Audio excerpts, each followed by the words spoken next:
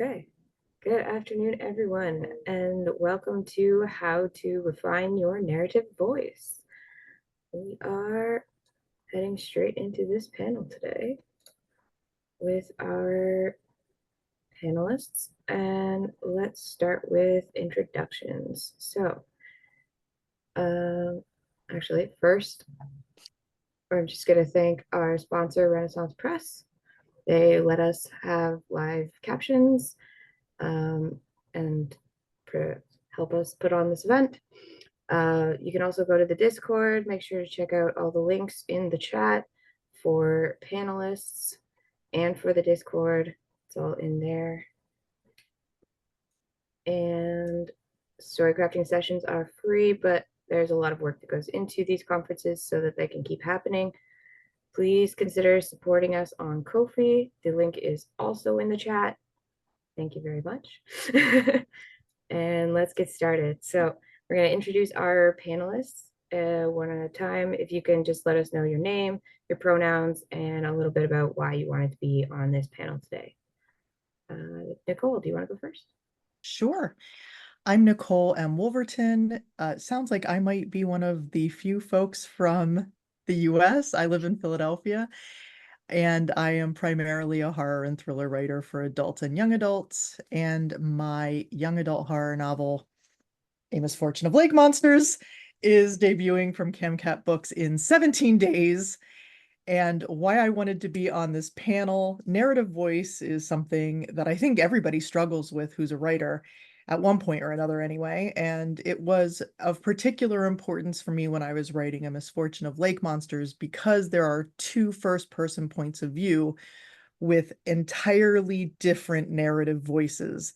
And so I was obsessed with figuring out how to do that successfully, and I hope I managed. We'll see. Sounds good. And Steve?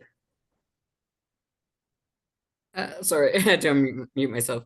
So I'm Steve Westenra. I'm a queer author from Canada.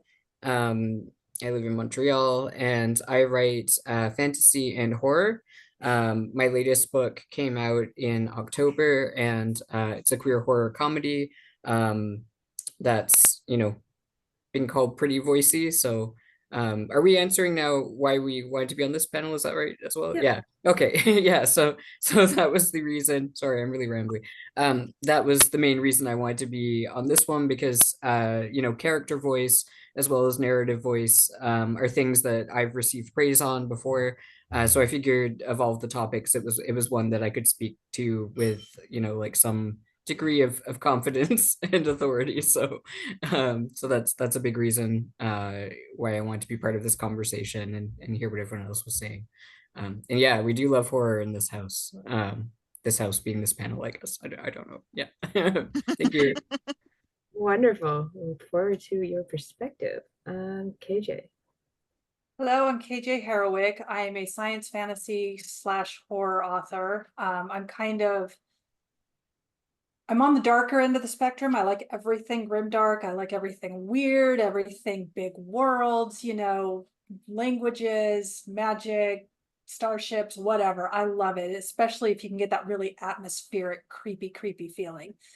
The reason that I'm on this panel is I spent several years, my early author years, really struggling with narrative voice. It was something that no matter how many times people really talked to me about it, I didn't really understand it.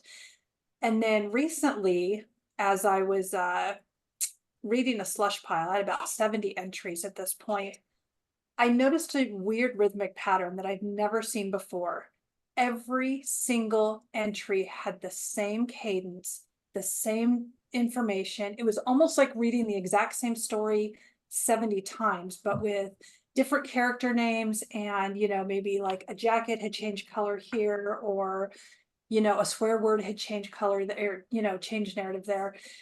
But it was the most bizarre thing. It was all of the writing was beautiful, but it was all the exact same cadence, except for two of them. And two of them all of a sudden had this stellar voice. I mean, you could feel the characters, the cadence was changed up. You could tell what it was like to sit at be an agent or be a publisher and go, oh, that's why certain ones stand out, because they're standing away from the cadence.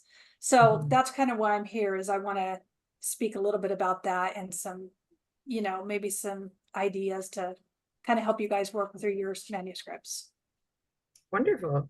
Definitely looking forward to hearing about that. And finally, Diana. Hello, I am your surprise panelist because we had a last minute dropout. I am the founder of the Weeknight Writers Group, and I am also a writer of mostly fantasy and occasionally science fiction with varying levels of horror. My tagline was stories of strong women overcoming trauma, but literally everyone in my current work in progress is going to die, so I don't know if I can stick with that or I have to come up with something new. Just put that one And under a pen name. no, it's very on brand otherwise. And I'm too attached to my real name to publish anything under a pen name. I'm sorry, Diana Gunn is just too good of a name. It really is. But other than Thanks, Steve. I might need a second, Steve. But yeah, I am also really excited about this. I feel like I really found my narrative voice in the last couple of years. And part of it was honestly discarding some really common writing advice, and part of it was just, hitting like the critical point of I've written like 1.5 million words or something like that. And yeah, so I'm happy to talk about it, and also very excited to be on this panel because I like everyone here. I am also excited to moderate this panel. I am Jade. I am a developmental fiction editor. I'm also working on a debut novel, but I've been working on it for like 12 years, so we're getting there. I found out I liked editing more than writing. Anyways, I will be your moderator today for the rest of our questions. And so let's dive in.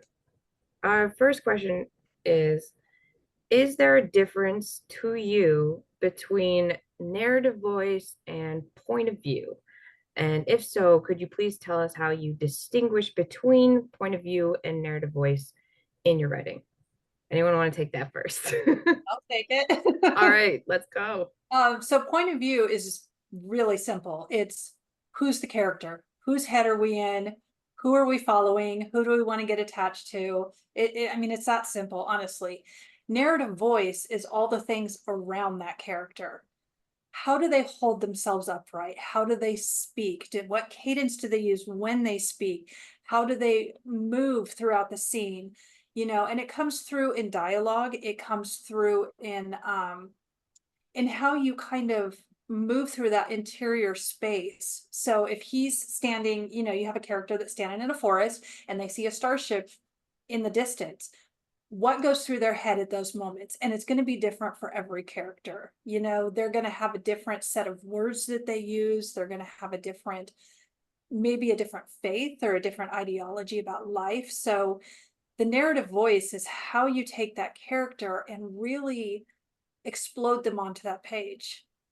How do they sound different from every other character in the book, and what makes them unique?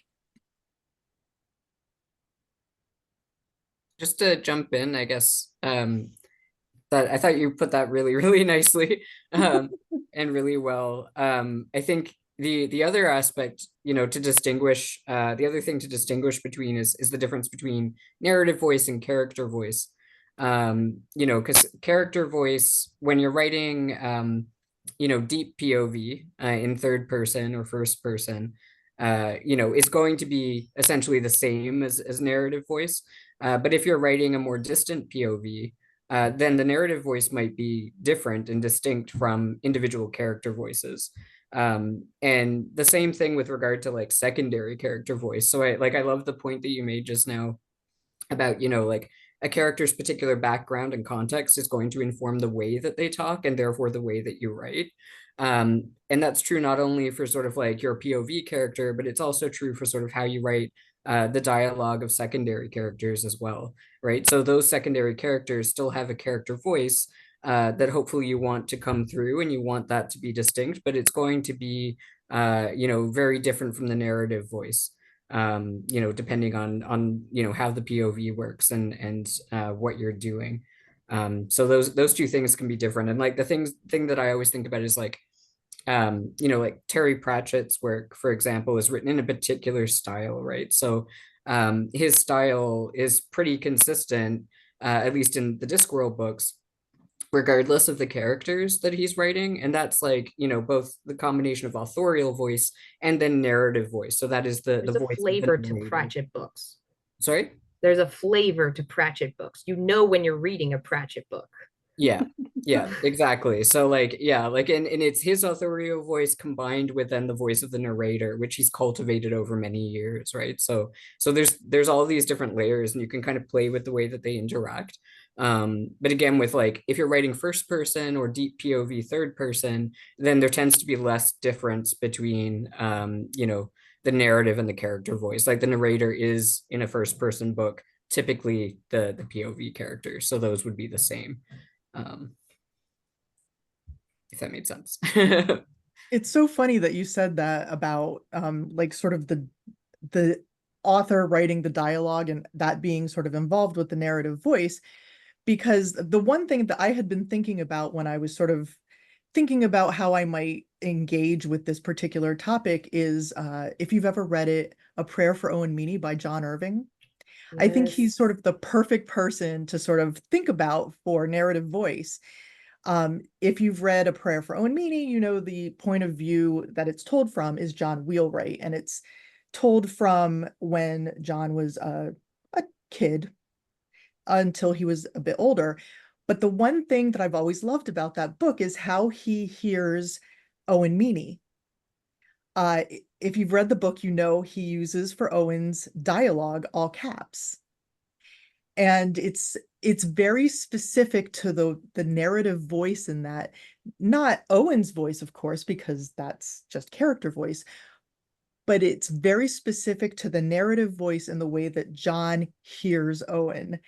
And you can't read that book and separate yourself from the way that John hears that voice in his head.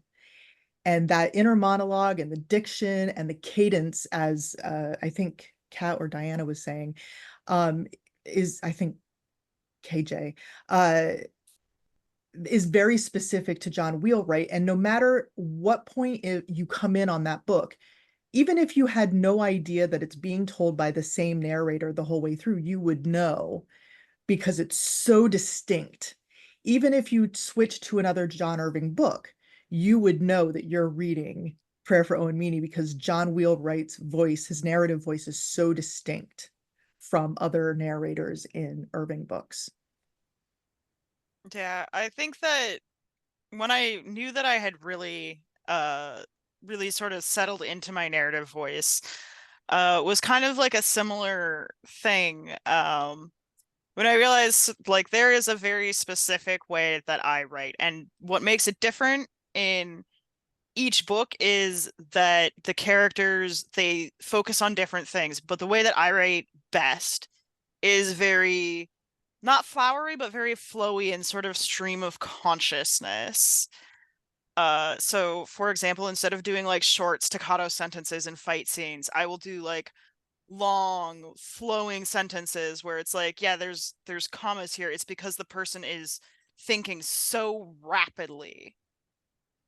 So you'll recognize that style across all of my more recent work, but what really makes each work different is the characters, they notice different things, they see different things, they have different emphasis on different senses and different ways of seeing the world. That's wonderful, all of you. I've actually been doing a lot of work with narrative voice myself because I'm editing the first book that I'm writing, and I've got two opposing points of view, and figuring out what they're noticing and how they like purposely contrasting their views against each other through the whole book is definitely an exercise in patience. Another So thing much that of writing is an exercise in patience, which is funny because I feel like at least half the writers I know have ADHD. Maybe that's why we do it. Kat, sorry. Oh, no, it's fine. I was gonna kind of toss out there too. Another thing to consider with narrative voice is when you're reading memoir. I had to write a memoir this past year, and well, first it threw me for a loop. I don't ever want to write one of those again. Like, no. The first time I wrote it, it was like the first draft was all this trauma spilled out onto the page. And I look at the end result and I'm like, this isn't what I want this narrative to be about. Like, I'm happy to talk to somebody about it, my trauma, but I don't want it spilled out all over the page because it just sounded very angry and bitter. And it took several revisions. And then all of a sudden, this voice came out, and I realized it was just my natural sarcasm that I use around people I'm comfortable with. So that's something that comes out too, is when somebody's speaking about their own life, there is a narrative tone that comes with that, because the choice of words they use on the page is exactly the way that they, like Nicole was saying, it's exactly how they think in their head. So Yeah, great things to remember.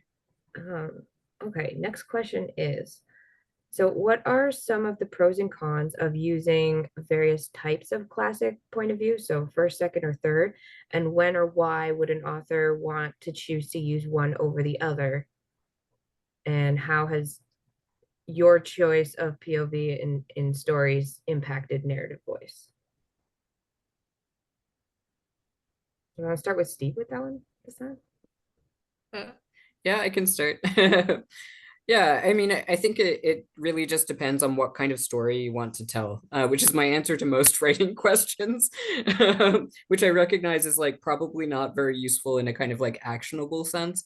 Well, tell us what kind of story would be better in like a first person as opposed to third person. Like, what would tell somebody that? Yeah, for sure. So, I mean, on the one hand, you've got kind of genre conventions, right? So, like, typically, a lot of people might associate a first person, especially a first person present tense narration these days with YA or something like that. Though that's not always the case. But sort of in terms of the industry, that's certainly kind of like one of those associations that's happened. Um, but third person, particularly like third person omniscient, a POV where kind of like the narrator can and therefore the reader can kind of see into any character's head, was associated for a long time with like epic fantasy of a particular style in a particular time period. Now that's shifted in recent years, and omniscient in particular has kind of like fallen out of favor, so you tend not to see it very often anymore. But I think, like in terms of the kind of story you want to tell, like a third person omniscient narrator might be really helpful if you want to, as the narrator, be able to kind of interject into the story. And you want that narrative voice to be kind of distinct from character voice and to kind of have its own sort of role to play in the For story. example, Pratchett books. Yeah, exactly. Something like that, right? So, generally speaking, both second person and first person tend to be associated more with what's called like a closer or a deeper POV. Now, whether or not one or the other is kind of like a stronger version of that is like heavily up for debate.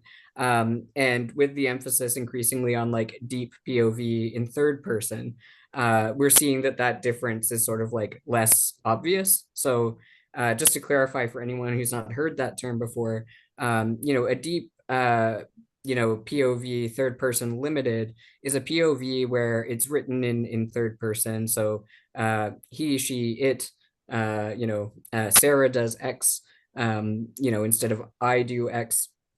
But unlike sort of I guess a more traditional third person, or you would instead be very close to what that character is feeling. So even though it's not first person, we're almost like just as close to that character's like sensorial experiences as you would be in a first person. So we're right there with the character. You can have sort of the character withholding pronouns, for example, and just articulating like the experience itself. So again, those are all techniques to really create a sense of immersion.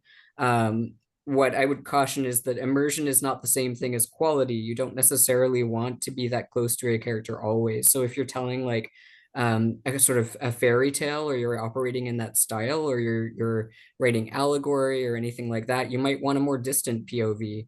Or if you're writing a more plot focused story, you might prefer something that's in third. So it really just does depend, I think, on what you want to do and what you want to communicate. you know, like Diana was talking about kind of stream of consciousness earlier, and that's kind of a step further into kind of like you know, closeness and proximity to the character, right? Where it's almost like this, well, I mean, like like the term suggests, it's a stream, you're flowing along. There's no sort of like absolutely no distinction within the text of the manuscript or the book or the short story itself between what the character is experiencing and what the reader is aware of. There's nothing outside of that. So I think, yeah, it really depends. Yeah, I've rambled on. I didn't talk about second person, but I said a lot, so maybe I'll leave it there. Okay, we'll let someone else pick up on that one. Anyone want to go next? I'll actually talk about second person because Please. it's something that I really despise. Thank you. Be my For the guest. most part. I mean, So we're all allowed to have opinions. yeah. So second person, right? To me, it often comes off as sounding like an instruction manual. Once you insert dongle A into dongle B, then you have to insert dongle C. It's that sort of a thing. However, the advantage of trying second person is that it makes your reader an integral part of the story because you're essentially talking at your reader. So I've read a couple of books that are second person, some of which I actually really loved.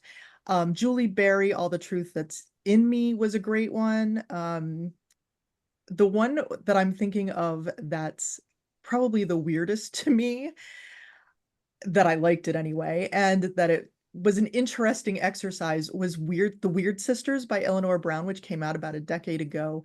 It was not just second person, it was second person plural. Oh God. Yes. That might be why I didn't read it.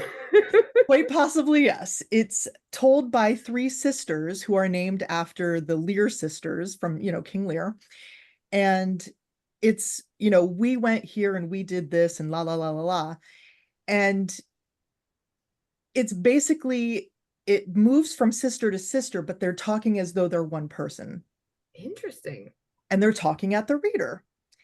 It's a confusing. very, very strange idea that just happened to really work because Eleanor Brown is a fantastic writer. Just one of those things. The cons, obviously, for second person is that it's really hard to do. And for a lot of people, it's really hard to read. It takes you very much out of the story. However, if you as the reader are a central part of the story in second person, that's not always such a bad thing. So I don't have much to say about second person because most of the time I really hate it. But to give an example of something Steve mentioned, the convention of first person very close in YA, A Misfortune of Lake Monsters was originally a third person limited POV because it switches back and forth between two characters. One is a 17-year-old girl and one is I think he's 18-year-old boy who's half Mexican. And you can do certain things in third that you can't do in first. For instance, the third person version of the book had a lot more to do with racism. I, as a white woman, cannot write racism from a first person point of view. It's just not okay. And so when I switched to first person, which was done at the behest of the agent I had at the time, I had to strip pretty much all of that out because it just wouldn't be believable from me. So there are certain things that you just have to keep in mind when you're writing in first, that it's not going to be something that you can do if you are addressing certain issues. I feel like second person is the point of view that makes everyone the most aware of the level of Yes. psychic distance. In first and third, it's a lot easier to hide, but in second, if you can't pull off making the reader want to be part of the story and make it reasonable to be so, it's very hard to play that line. 1000%. But I also feel that way about third omniscient. Again, yes. Because of all the head hopping. Yes.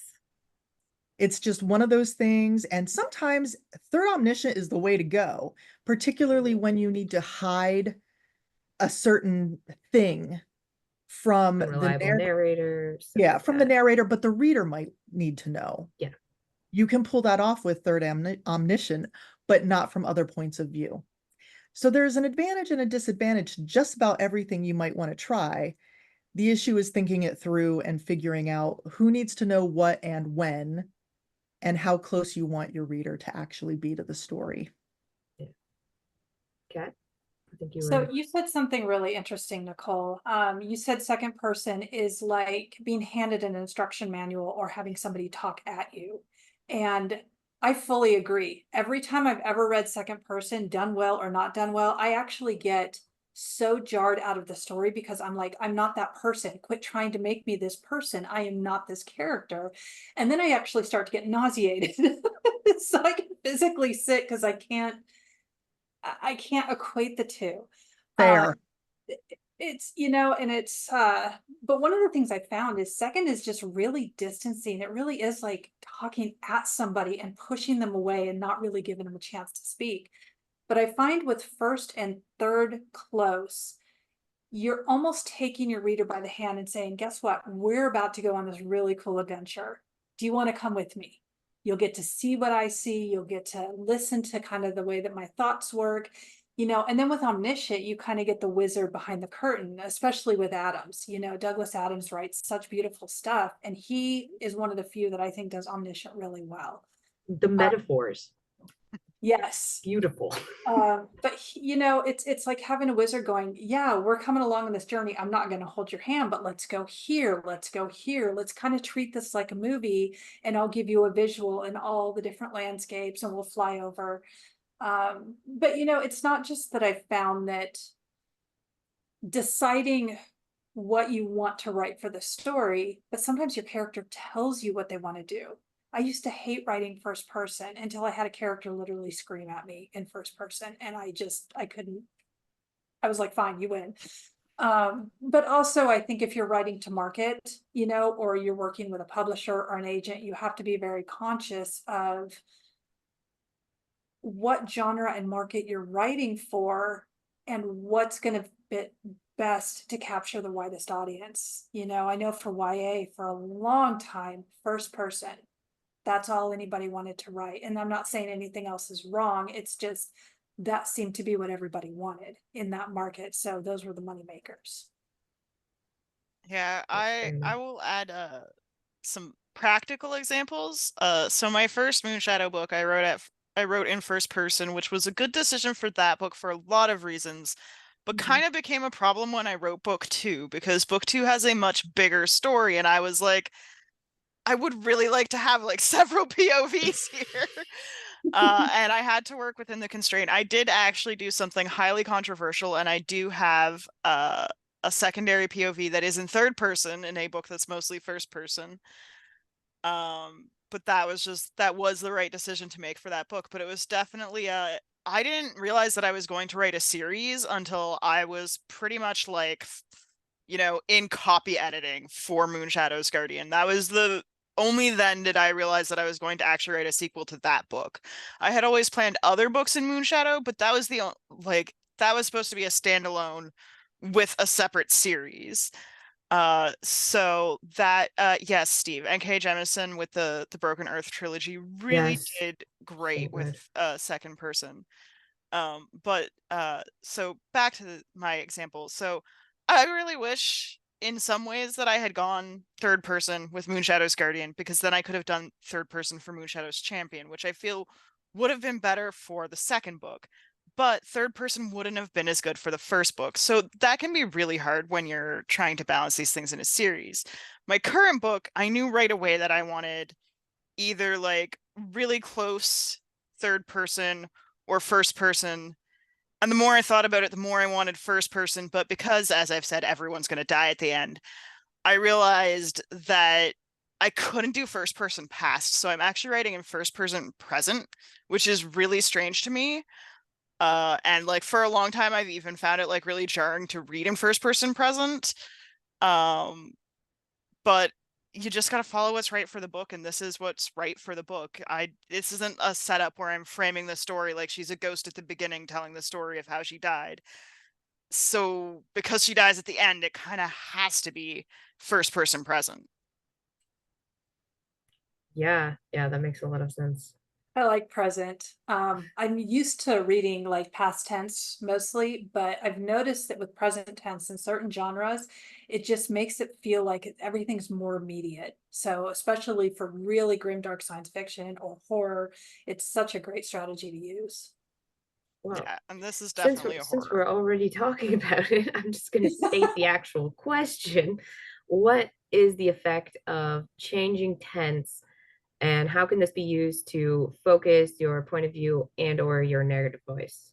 Do you want to keep going with that there, Kat? Yeah, I'll start. I'll keep going.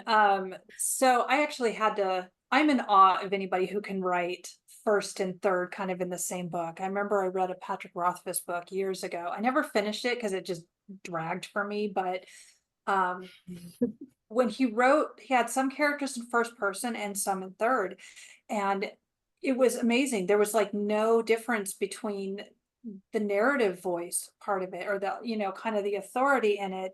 There was no sense of transition in style, but It's a very perfect integration. That's what I love about Rothfuss. yeah, those character voices stood out, even though in some instances it was the same character, just different eras in time. Yeah. So recently, when I wrote my memoir, I had to kind of look at this, like, because I'm writing sort of in the present, but then I have to keep dipping back into, past things that have happened, and to kind of highlight these past things and how they sort of impacted the situation I was in the present. So that's when I was like, I'm gonna try this. I have no idea if it worked. The book's not out yet, but I wrote in, present, first person, and then I went past tense for all the memories. So it was I had to keep like editing little tiny things just to get the voice just right. But it's really hard to do, but it's very, I think it really helps you see and kind of feel the timelines change without actually using the words the timeline changes. Yeah. Nicole? I feel like we've covered a lot of this so far.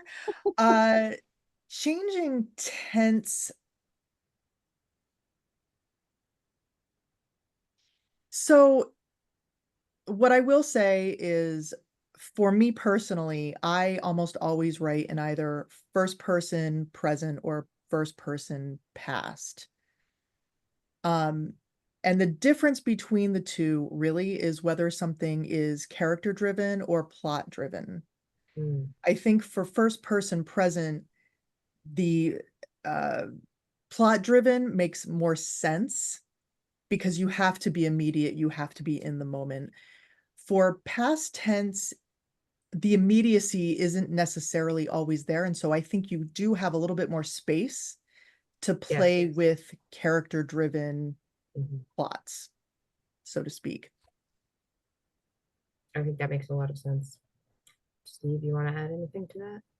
I mean, I essentially agree with what everybody else has said. I think for me, like I was used to writing in third person, and for ages that was like my preferred, or sorry, like third person past, and for ages that was my preferred, tense and perspective to read and to write in. I think just because it was what I was used to, though. So like, once I started to kind of read more widely in terms of both tense and POV, I started to become more interested in experimenting in terms of my writing as well. So, like so I've got two published books. My epic fantasy is third person past, and I think again largely because of convention.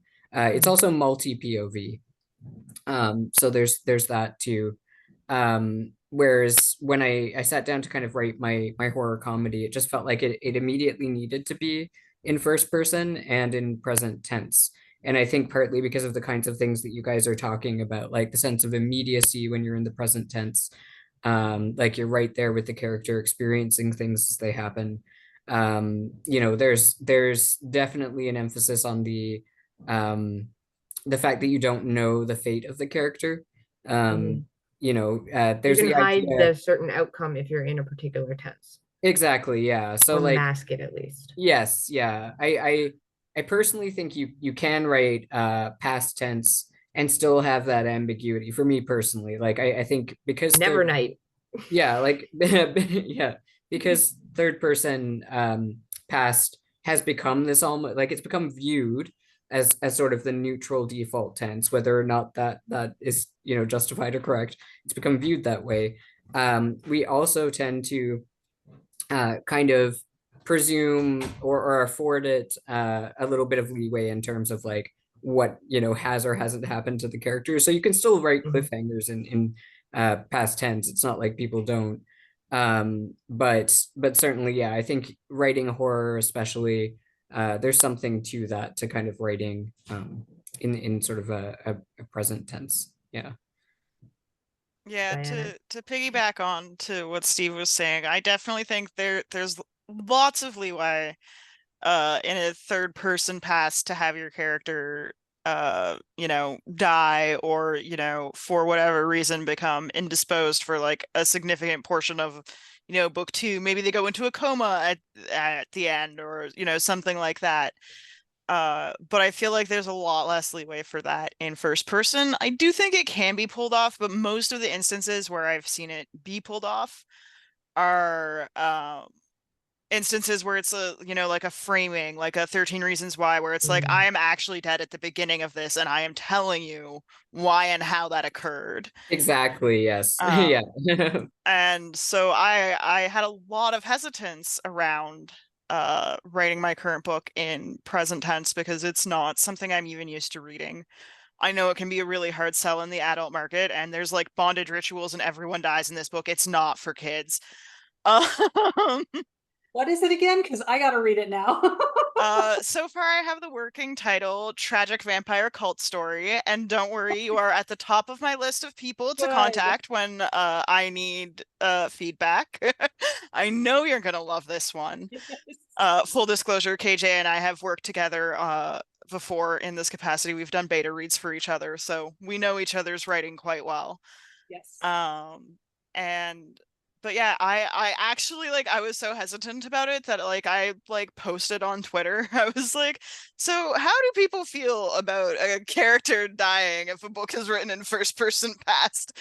And like there were some people who were like, yeah, it's fine, but the vast majority of people were like, no, that would be weird unless it's framed in this way. And I was like, yeah, that was kind of where I was leaning. And honestly, it's actually been a lot easier than I thought it would be. The place I find myself messing up is in dialogue tags. I like frequently do said instead of says, but like Well, I also the think you can catch adjustment, in editing. yeah, but the adjustment's been a lot easier than I thought it would be, and I think it really helps that I read 2 big books that were in first person present right before I started this.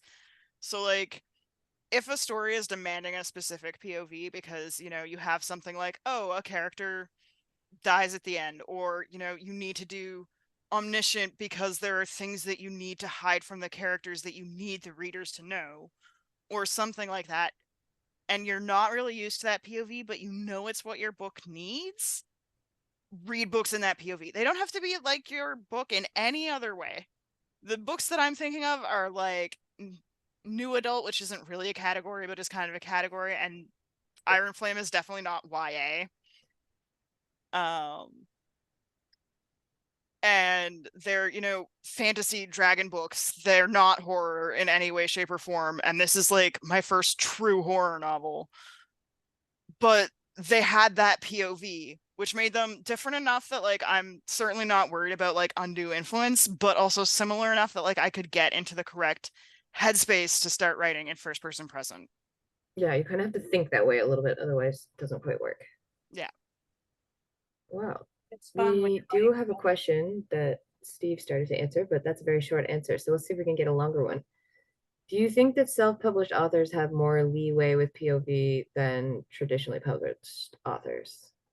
I'm going to say yes, and the reason is with traditional houses, they are marketing to their existing audience, and so there are certain expectations that they have. There's the editorials done a certain way. Everything has to be within very specific guidelines, unless you're one of their authors that from that stage actually breaks out and goes huge. But with self-published authors, or even, you know, cooperative houses, you can take risks. You can write an entire, you know, 3-book series in second person if you want to, you know, and if you find the right audience for it. You can market your book as new adult, which in the self-publishing realm is actually a thing, and they're fighting against traditional. It's kind of a weird thing, but yeah, there's a lot of, especially with romance, they are like adamant new adult exists.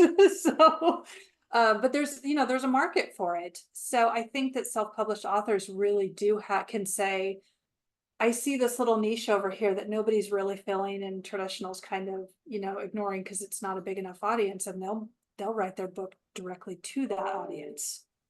KJ, So- do you want to just define new adult for anyone who might not know exactly what that is? So new adult is sort of this 18 to 25 college age realm. So when you The think advanced of, you know, YA. I'm sorry, what? The advanced YA, extended. Kind of, you've got lower YA, you've got higher YA, and then you have adult. But there was a lot of people that were going, but there's a kind of this like market of college age that's not quite 30. They're still in college. They're sort of younger adults, and it's a second step of, they've gone through puberty.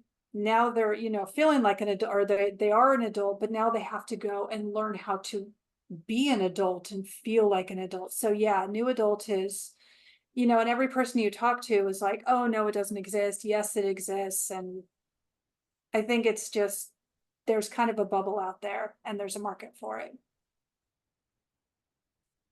Does anyone Yes. else want to? Exactly. YA with sex. Yes, exactly. With real sex. It's the NC-17. Anyone else want to add to that? The only other thing I'll say is, obviously I'm not self-publishing yet. However, the thing to remember is you can do whatever the hell you want. However, you also have to keep in mind that readers are used to reading certain things. Mhm. So you could make up your own point of view category if you could find one, but you also have to do probably more work to find an audience for it and educate them about why it's a thing they want to read, which Yeah. maybe that's not worth it to some folks if you're really focused on sales numbers. Mhm. Just something to consider. But I mean, if that's just like your story and how it came out, and you know, I Oh, could see for someone sure. being like, yeah, that's what I want to do. And if it's a case of this is my art and this is what I'm doing, yeah, great. Yeah. But again, not everyone is publishing for art's sake. Some people are publishing for sales sake. Yeah, that's and a some really good people are really trying to balance both. And I will say, like, the difficulty of, like, I do feel like for a lot of adult readers, first person present is a hard sell, and that was part of my struggle. Although I feel like it's been such a norm in YA for so long that a lot of those people are adults now, so it's probably less of a hard sell. And I know that, like, this book in particular already plays on so many deeply, deeply loved horror tropes and conventions, and everyone loves vampire books. Like, it's the thing. That I'm not too worried about the first person present deeply impacting my sales, but it is a consideration because yes, this is art first, but also I would really like to actually make some money. Be nice. I think that's a really great point. Oh, sorry. Go ahead, Steve. I was just gonna say, I think one thing to keep in mind in terms of like the traditional publishing industry and sort of conventions, like you know, what you were saying earlier about first person present being, you know, this like tense and POV that was kind of presumed in YA that because it was popular. And you know, there was a sort of like way in which that sort of popularity was sustained by the continued sort of publication of works in that tense, in that POV. The thing to keep in mind, I think, is that when someone's giving you advice, be that your agent or an editor, or you know, just your friend or a rando on Twitter, that you know, that advice should never be framed of as, you know, that's the only way this can be done. That's the only way this should be done. Rather, it should be framed in, you know, to indicate what it is. Like, it's about marketing. It's about, okay, well, your agent, I'm going to have a really hard time selling this because editors are not, you know, acquiring editors are not picking up books that aren't in this tense or POV, and you're a debut author and, you know, you're not going to be allowed, quote unquote, to do this, basically. But anytime anyone tries to say, well, you can't do that because it's not correct, that's where I start to have a problem. So, you know, just be very careful about, you know, shutting yourself down or looking down on yourself, I guess, for wanting to experiment. And if it's not important to do it that way, and if you are more interested in kind of, I want to sell this book right now, I'm happy for it to sort of meet, you know, the conventions of the genre as traditional publishing is currently understanding them, then more power to you. Absolutely make those changes and those switches. But, you know, don't take it as like what you did before was bad because it's not following those trends, or wrong or anything like that. You know, I do like trend breakers. They just, I think it's like good to have a reason. Know why you've made a certain choice.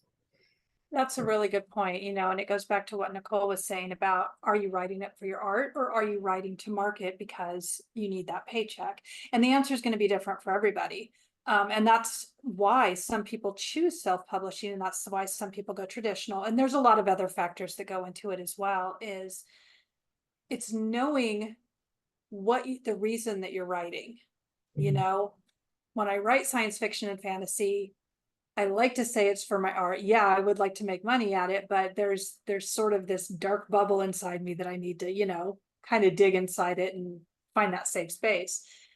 And then when writing the memoir, it was different. It was about helping other women who are in these domestic abuse situations. And so sharing my story and my co-author sharing her story, it wasn't about us. It wasn't about finding this happy place. It was about, guess here's the crap that we went through. Hopefully this helps you in some way. Just know that you are not alone, you know. And then I had to step away and like actually recover because it was yucky to dig all that back up. But I think knowing who you are, and the answer too can be different for every single book. You might write one to market because this, you know, the space and you want to get that money.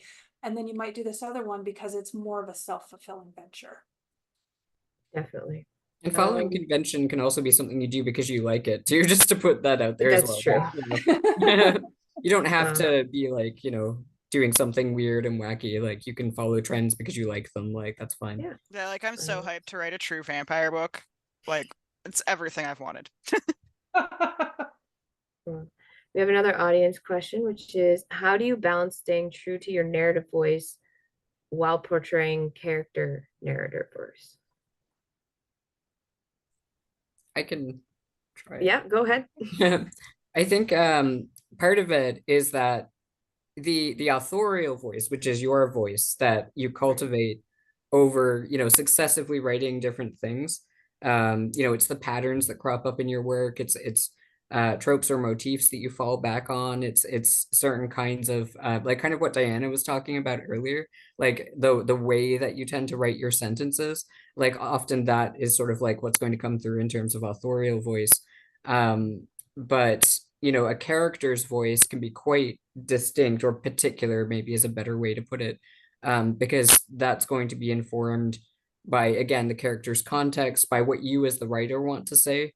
You know, so like sometimes a character, you might write a truly reprehensible character, right? Who completely disagrees with you on you know, everything. Maybe they're incredibly homophobic or something like that, and you aren't, and you know, you need to communicate that as authentically as possible without it feeling wooden or cardboard, right? So I think there's a challenge there for sure, but you know, I think those things are usually typically pretty distinct, but it also depends on how deep a POV you're doing. So like, you know, if like when I was talking about cadence and sort of authorial voice and the cadence that might carry over from one work to another, sometimes you might deliberately want to interrupt that and stop that from happening, because the POV that you're in is a deep POV, and the particular character you're writing has a more staccato kind of way of talking or thinking, speaks in very short sentences, or doesn't use certain kinds of words. Maybe they're better educated than you, or maybe they have less education, or like they could come from a different part of the world than you do, and you want to make sure that the terminology you're using is authentic. So I think those things are going to be places where you usually want there to be some kind of a clear, or not clear distinction, but you want to be careful, I think, about sort of differentiating authorial and character voice. Yeah, We're getting close to the end of our time, but if anyone wants to say anything else on that quickly. yeah, I'll Just just say go. oh, sorry, Diana. Go ahead.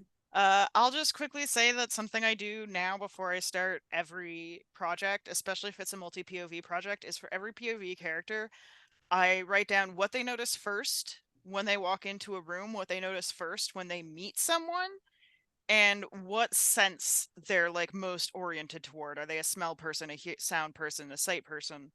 And that really helps me differentiate the character voices.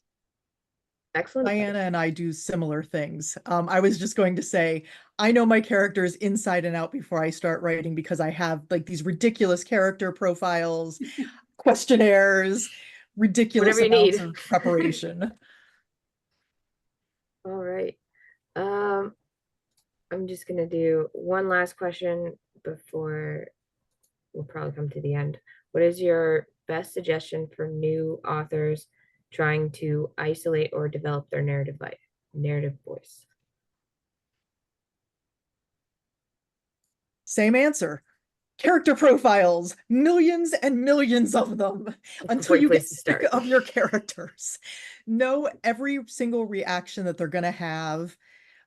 Know what their favorite flavor of ice cream is. I mean, just insane amounts of detail on your characters, because then when you're ready to actually start writing, you know everything about them, you know how they're going to react, you know exactly what they're going to say in any given situation. So even if you have like an outline done, like I do, I'm a really big time outliner. If the character strays from your outline, you know that it's for a reason. I would say if you don't have time to do it for all of your characters, focus on anyone who has a point of view or is a main character to go in that depth. Because if I write epic fantasy, if I did that for every character, I would be here for 15 years. Yeah, it would take you 30 years to get a first draft instead of 12. I know. Also, dig into their past, any kind of trauma, because every single person carries trauma from age 2, from age 6, from age 12.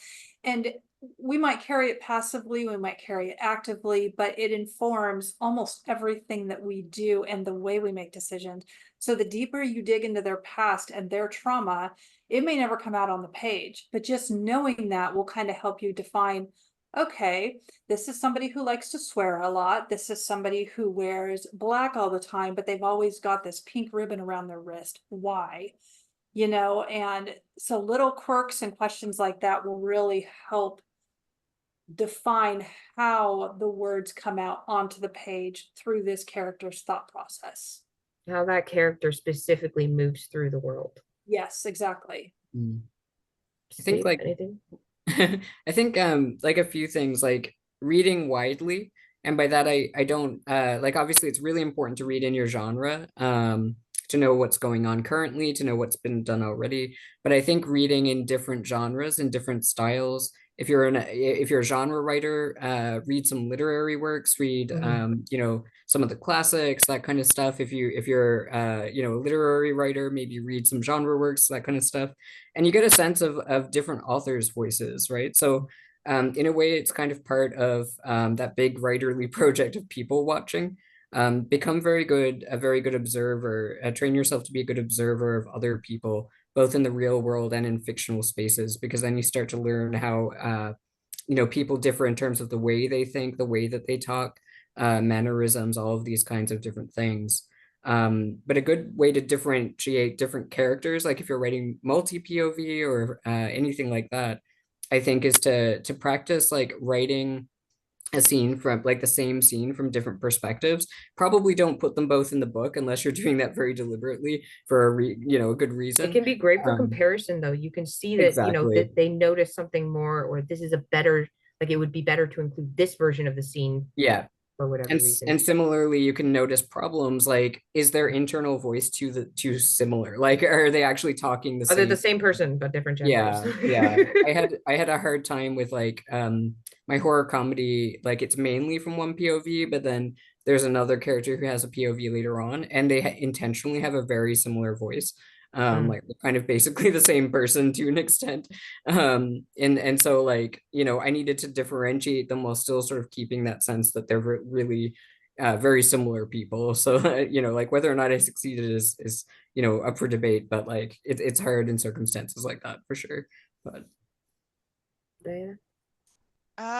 Yeah, I agree with what everyone has said so far. And my other thing is don't be afraid to throw out rules that aren't working for you, because there's many ways to write a book as there are writers.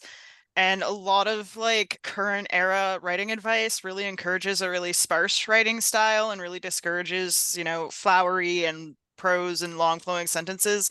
But sometimes that's just who you are, and sometimes that's just what your stories need. And yes, you do still want to be careful about certain things, like there's an amount of adverbs and, an amount of repetition of certain words. But if you tend to be flowy and flowery, you're never going to be fully happy with your work until you really embrace that. Leaning into your own style is important. Absolutely. And KJ, did you have something to add?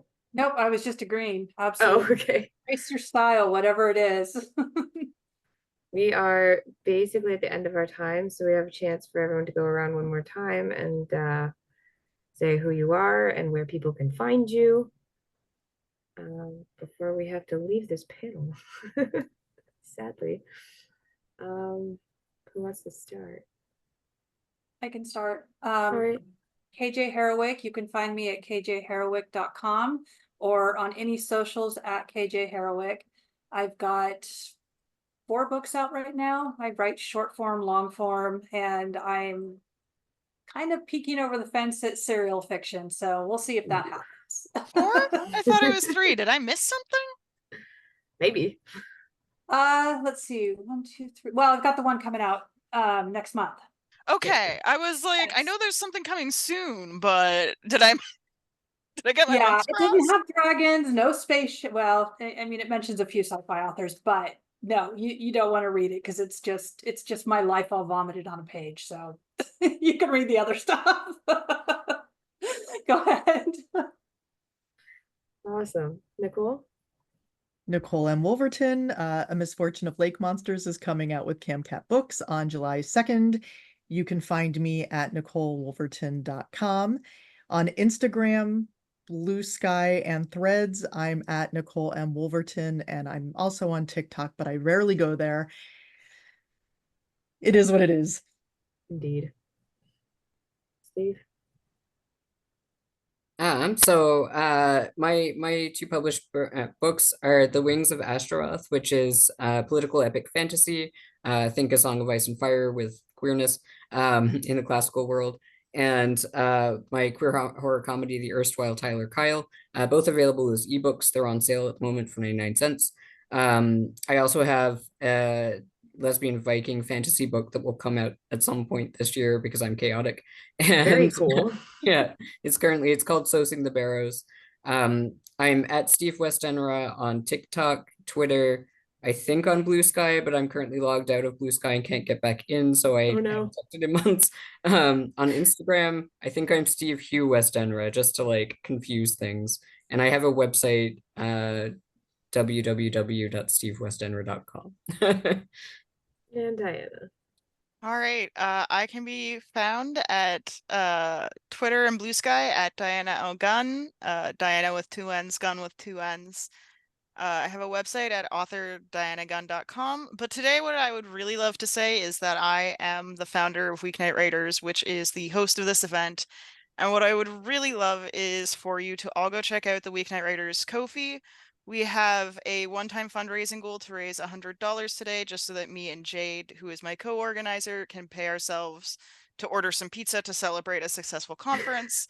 And we also have a monthly membership program where you can sign up and you can get access to all kinds of cool stuff, including the ability to vote on future panel topics, submit questions for panels in advance, and a pro Discord with nightly writing check-ins. And we're hoping to add a lot more to the Discord. We just need to have more people because right now we have people in very disparate time zones. So we'd love It's to hard to do, line them all up in groups. yeah, so we'd love to do workshops and critique groups and body doubling, but we need more people so that we can actually like line up more than like 2 people for a schedule for a night. So I'm not spending 3 hours doing a workshop for one person. Tell your friends. This panel was part of Story Crafting Sessions Editing, a virtual conference hosted by the Weeknight Writers Group in partnership with Renaissance Press. The Weeknight Writers Group is a social enterprise dedicated to providing affordable and accessible virtual events and other supports for fiction writers. You can find out more about us at businessforauthors.com/weeknight-writers. Renaissance Press is a small Canadian publisher dedicated to uplifting diverse voices, and you can find out more about them at pressesrenaissancepress.ca. Thank you so much for watching this panel. We hope you'll check out the other panels on our channel and give both Weeknight Writers and Renaissance Press a visit.